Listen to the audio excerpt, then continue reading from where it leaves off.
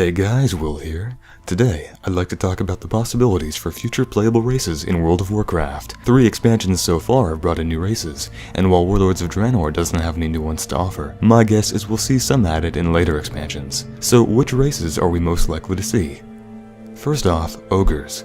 Ogres have been heavily requested since vanilla, and although they aren't as sought after as Pandaren were, they seem like a possible addition to me. Ogres have been part of the Horde since Warcraft 2, and it was a surprise to a lot of players that they weren't playable during vanilla or the Burning Crusade. Ghostcrawler once mentioned that they had considered adding them for Cataclysm, but opted instead for Goblins. Personally, I think it would be interesting to see how female ogres and the two-headed casters would work. Ogres already exist in the Horde anyway, they're just not playable. The Stonemaul clan, located primarily in Dustwallow Marsh and Feralas, joined the Horde under Rexxar during Warcraft 3. As Rexxar left for Outland during the Burning Crusade, the clan is currently seeking a new leader, although many of the ogres hope for Rexxar's return. There are a few issues with adding ogres that I can see though.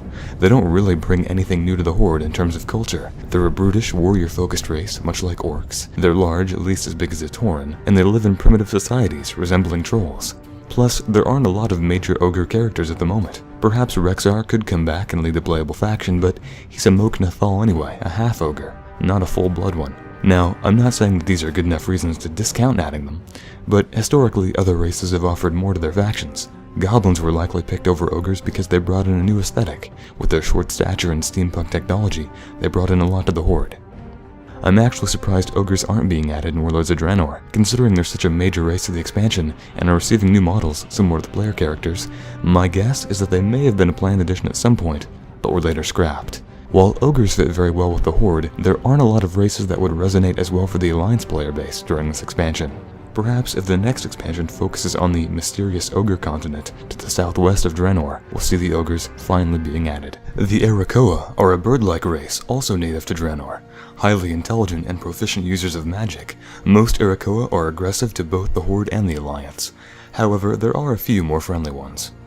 While WoW has its fair share of animal races, one archetype clearly missing is the bird race. The Arakoa were added in the Burning Crusade, but those ones were hunched over, deformed, and they worshipped old gods.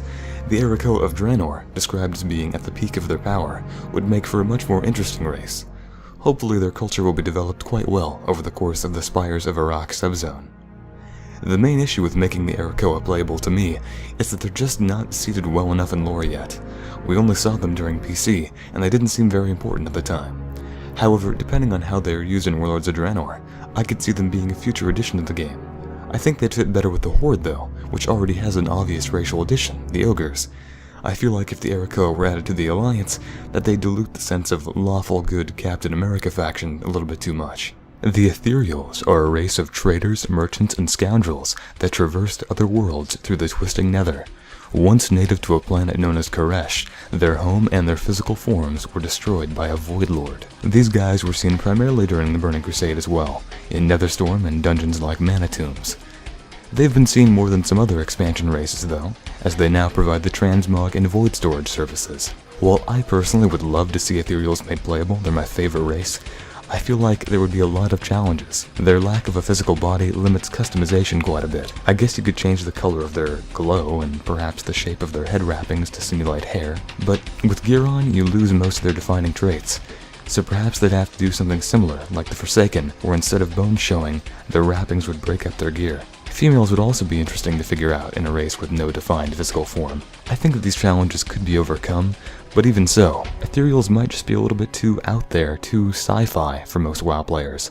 A lot of people view the game as this medieval fantasy, even though a lot of Gnome, Goblin, and Draenei tech is well beyond that, but it just might alienate some people. I mean, I personally love all the cosmic Magitech devices and visuals of places like the Ecodomes or Tempest Keep, but if they were everywhere, it might feel a bit out of place to a lot of people. Ethereals would likely be added in a Burning Legion-focused expansion, perhaps one involving other planets like Argus or even their homeworld of Koresh. Because they have a lot of technology and can traverse worlds, they would seem like a logical addition to the factions. Their current personality is very neutral, but I could see them being faction-exclusive as well.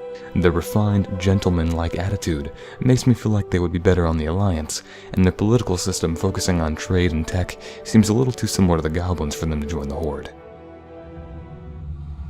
Led by Queen Azshara, the Naga are an aquatic race.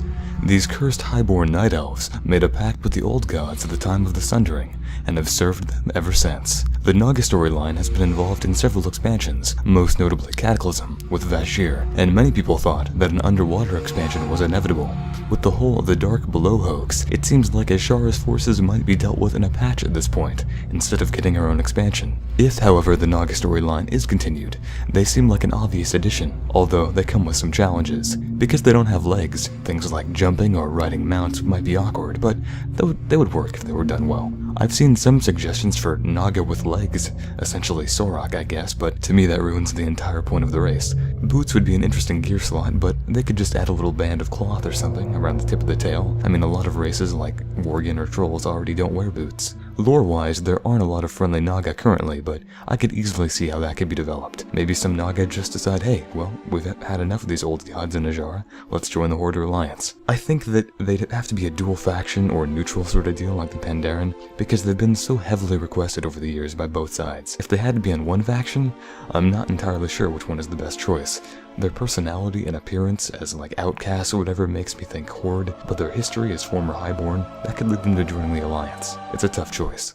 I personally think that these are the most likely and prominent NPC races to be added in WoW's near future. What do you guys think? Do you want to see more lesser races added like kobolds or gnolls? Maybe you think we have too many races already as it is. Anyway, that's all from me for now. If you enjoyed the video, please subscribe. Thanks for watching.